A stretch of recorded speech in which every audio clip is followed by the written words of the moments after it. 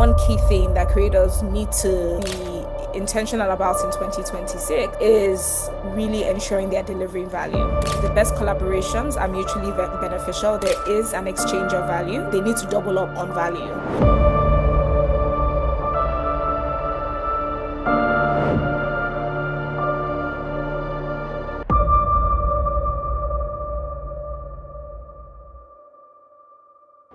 And what we do in PR is we are the ones who help brands select creators to work with and to partner with.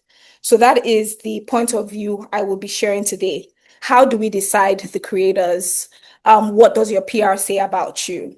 I'll be speaking today on PR for creators in 2026, positioning, choice, and real value.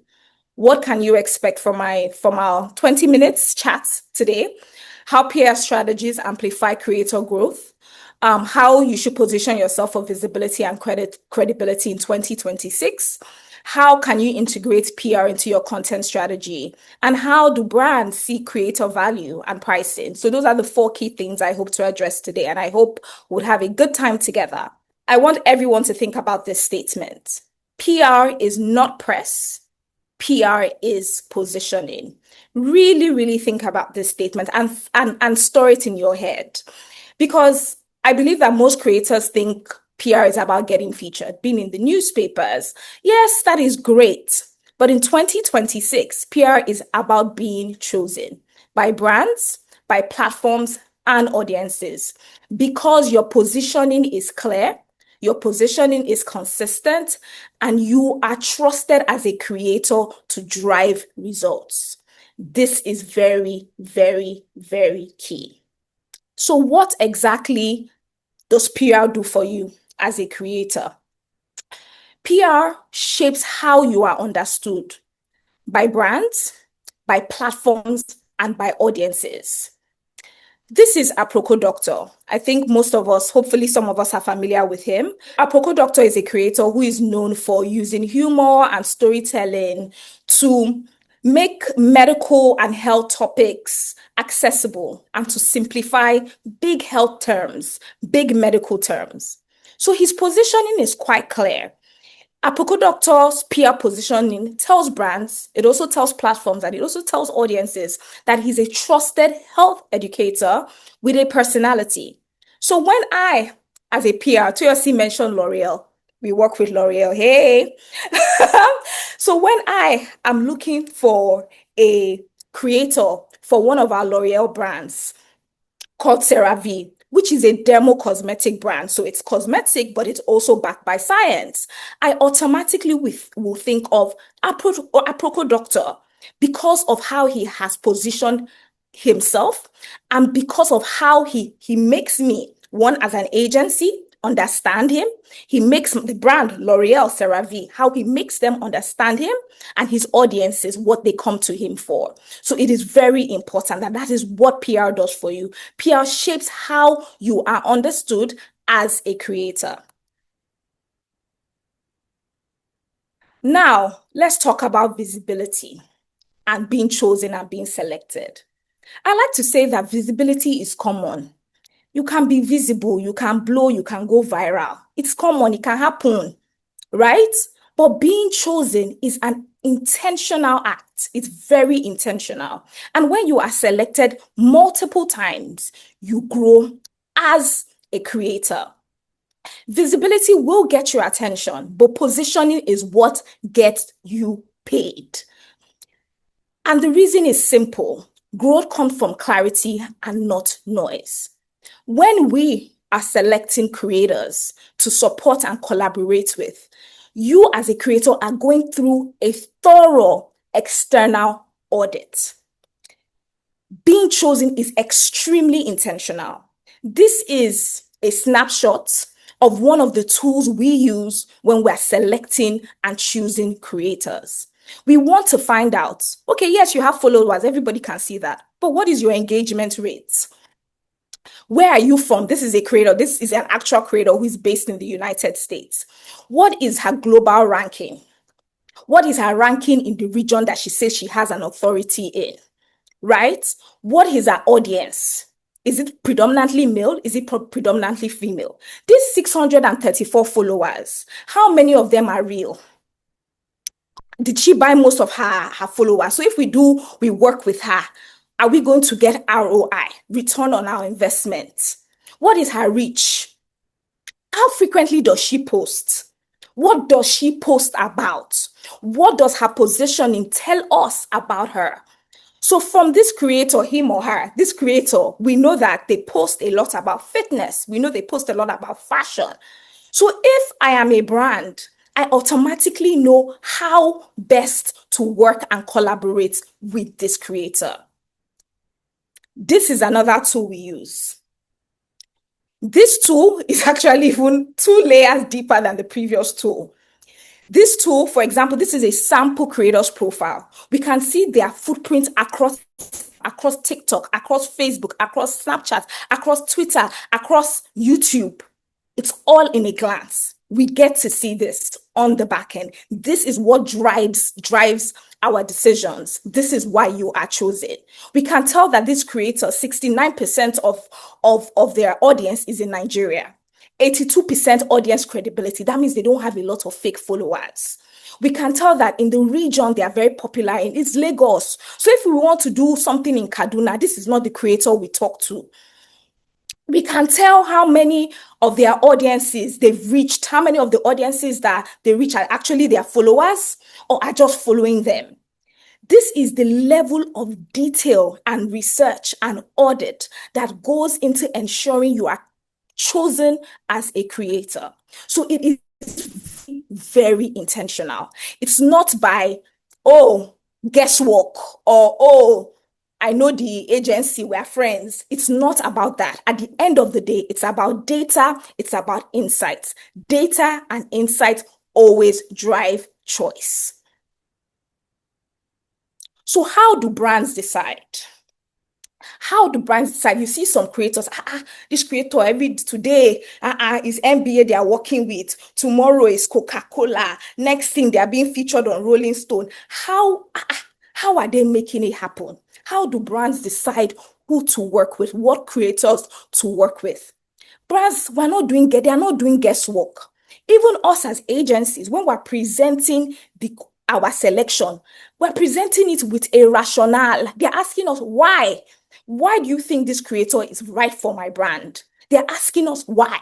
Why? Tell me why. Justify this name you've put on the list. Because at the end of the day, I have X amount of money to spend and I can only work with X amount of creators. So the list you are presenting to me must tick certain key boxes. They watch patterns. Who do you consistently work with? Because who you consistently work with signals your values as a creator. It signals your values as a creator. Who do you consistently say yes to? That for them signals alignment. We have alignment. Oh, she works with NBA. That means she can work with Coke. Global brand, culture. We're all about culture. Alignment. Who are you saying yes to? How does your audience respond? Because at the end of the day, the cocoa is return on investment. I paid you X amount. What did that get me? What did that get me? How many people engaged? How many people followed the campaign? At the end of the day, that is the cocoa. And this is how brands decide who to work with. And this is also how brands decide who not to work with. Yes. Everything, yes. Just even mention this. Too many yeses weaken positioning. It is not everybody you should say yes to. Today, you're posting premium skincare. Next day is betting. Next day, fintech. Another day, you're creating content about herbal diet pills. The other day, it is beer. Next day, it is slimming tea. Everything and everyone who comes to you, you say yes. Brands will pick race. They will run. They will say hi. They will say bye. They will say, I'm out of the door. If you work with everyone, no one knows what you stand for. What is your positioning? What are your values? Are we aligned? How do I know if we're aligned? If today you are here, tomorrow you are here, next week you are here. You need to, as creators, be very intentional about who you are saying yes to, what you are saying yes to. It is a big, massive red flag.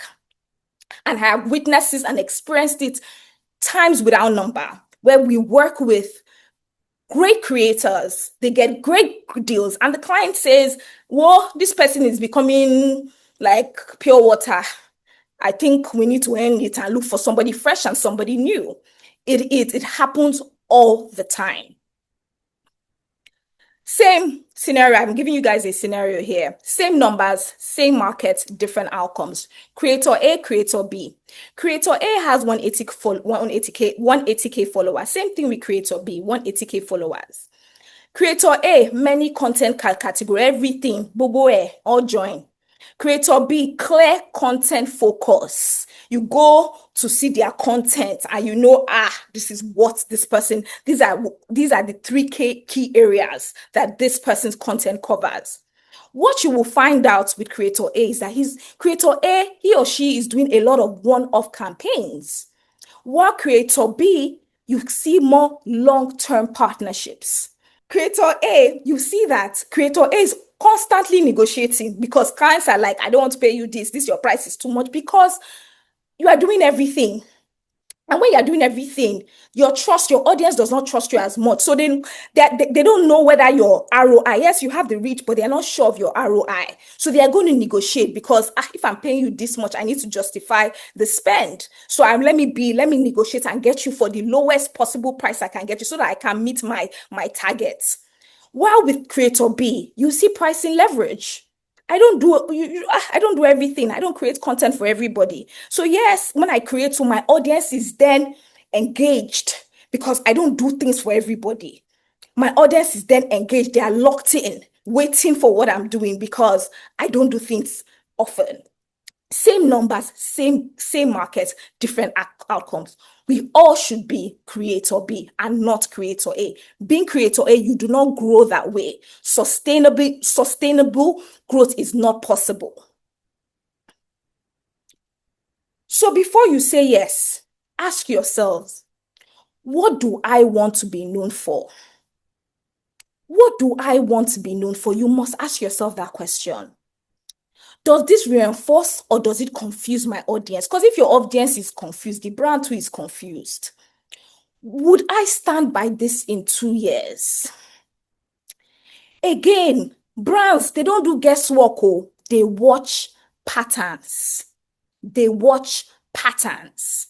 So before you say yes, ask yourselves, please, these 3 questions. Every PR post is a decision. This on the right side of my presentation is a screen grab from one of the tools we use for our clients. And these are 3 different creators. One is flagged red. That means we cannot work with this creator. No way, no how. Can't speak any English. I don't matter how much reach they have. What their engagement rate is, we cannot work with this creator. Amber is, we might be able to, if you can justify it and give me further rationale as to why this is a creator we should work with. And blue is perfect, fits the brief, fantastic, good to go. Now, again, about what I said about patterns, you can see that this tool, supported by AI, supported by so many things, has highlighted very specific the problem areas. To posting drugs, and most times drugs is not like hardcore drugs. They consider like when you're posting about like diet pills, and this is from like an international POV. When you're working with big international brands, when you're doing like posting things about like maybe take this medication for like diet pills, that's what they will consider drugs here. Post on international politics, offensive language, potentially insensitive issue, one religious post. Like this is how they are scrutinizing, auditing your content, right? So content signals value and content trains brands how to approach you. So your content can say, yes, approach me, maybe approach me, or completely do not approach me. So these things, see Amber, for international politics, 11 posting in sensitive issues. This tool has scanned through all the creators' posts across all their footprint online and has brought this out.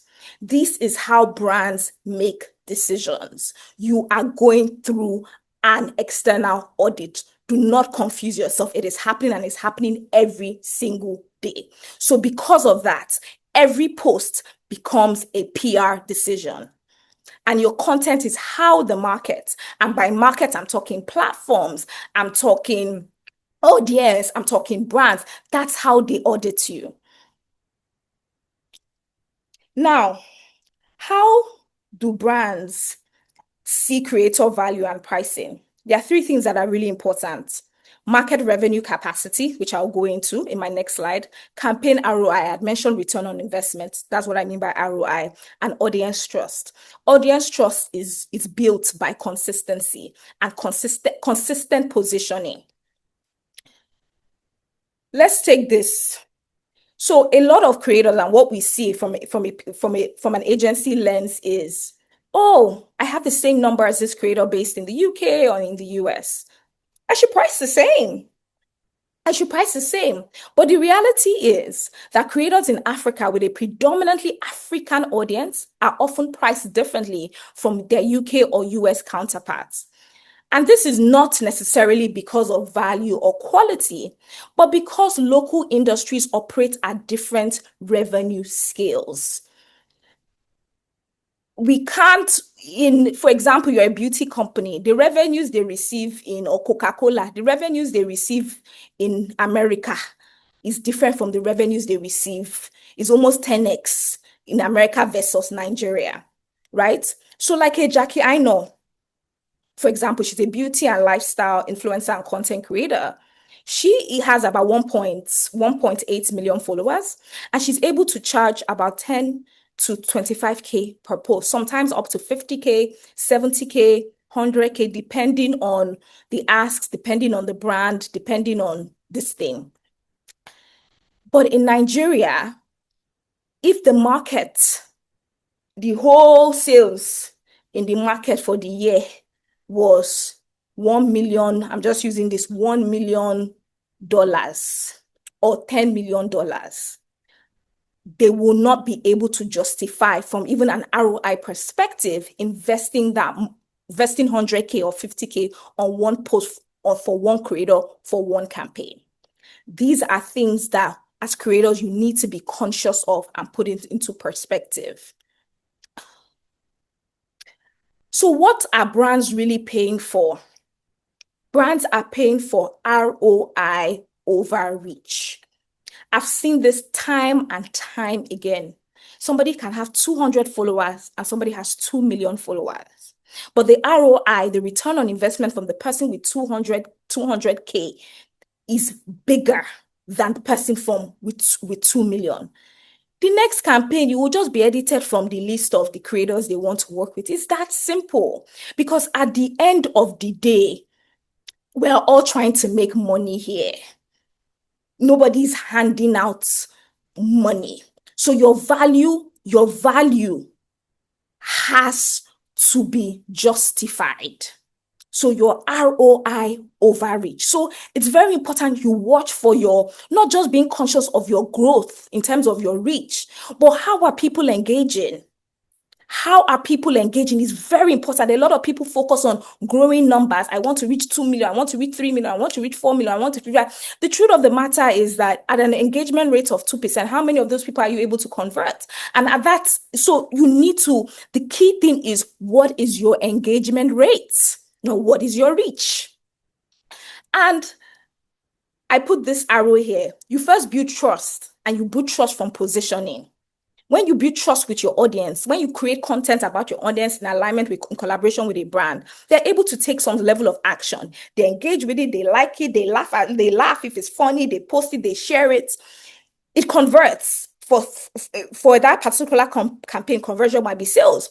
For another particular campaign, it could be find out more about what is going on with this. Go and follow my page. And there you get repeat work. There's a reason why people like Kim Kardashian, they pay her 500K for one post, because you can, that if you pay Kim Kardashian 500K for a post, you can sell out in one day or in a few hours on stock, on thousands and thousands and thousands of stock that has generated over, you know, revenue over times 10 times 20 of that singular payment. So you have to think from that perspective of ROI versus reach. Brands price outcomes, not effort, and your rate reflects what your content can move within your market. Long-term thinking. Let's think long-term, guys. Let us think long-term. It's very important. Think in years, not in post. Choose positioning you can sustain, not just to monetize quickly. Fast money. Say no early so you don't have to start rebranding. Clean all your posts, deleting an account and creating a new account, or clearing everything and starting over. To build trust that compounds over time. And to do that, you need to be consistent. You need to know your position and you need to be clear about what you are saying yes to. Optimize repeat work, not one-off wins. If repeat work, don't go for one of, oh, this client is paying me a lot of money, but I don't know if they will call me back. But this client is paying me less, but I might get more repeat work. Optimize repeat work over one-off wins. Sustainable growth comes from consistency and not constant reinvention. You can't always be rebranding every time, going where the wind shifts. And this is my last statement for you guys. I really wanted to keep it within 20 minutes. PR is not what you post. It is the pattern people remember. So as a creator in 2026, you are not going to win by being louder. You are going to win by being clearer. Thank you, guys.